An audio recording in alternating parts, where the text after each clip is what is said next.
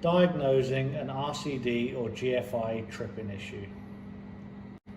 The most common cause for a GFI or RCD trip is moisture in the top plan. This is a very simple thing to test, however there are a lot of common mistakes. What we're going to do in this video is show you what the most common mistake is, where to test, and then also the correct method. So the first thing we're going to do is show you the best place to test.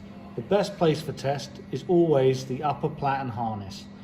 9 out of 10 reasons for the GFI tripping is moisture in the top platen. By taking this apart, we now have both of the upper platen elements and the high limit circuit easily accessible, and we do not need to remove any top covers.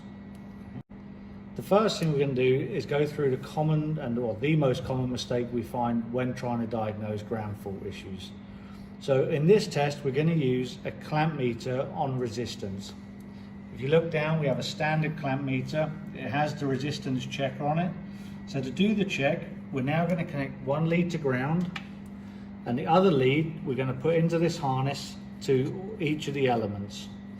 Okay, so we do one test, and you'll see on the tester it shows the element is good. I'm now going to move to the next probe, so keep in the same position. The next element we can see still shows a good element, and lastly the high limit again still shows as good. Now to prove the tester, I'm going to put both probes together,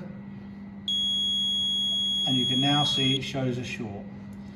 Okay, what we're going to do is repeat this test using a standard multimeter in low resistance check. This will show you where the difference is. Okay, so now we're going to perform the same test on the same element, but this time we're going to change the meter. Now we're using a standard multimeter on resistance. We're not using a continuity check, and you can see our range now goes up to 60 megohms. It's only low voltage, but you'll now see the results difference. So the first probe I'm going to connect to ground, and I'm just going to leave there, and then I'm going to do the same as I did the last probes and check each leg. We can now see on the leg we have 1.4 megohms. I'll move to the next leg, which is the other element. We now have 3.9 megohms, and then the high limit circuit. We can see that the high limit circuit is over range and not going to cause a trip. It's important to understand that when you have a reading of 1.5 megohms or lower, that will cause a circuit fault to trip. Okay, that's a 30 milliamp RCD. If you have a 5 milliamp GFI, you're going to need to get to 3 to 4 megohms. Okay, if you want to check if it's resistance, the one way to do it, or is moisture, sorry, you put your probe in. As the voltage goes through the circuit, although it's only small, you'll see the resistance creeps up. This is a clear indication of a small amount of moisture in the element.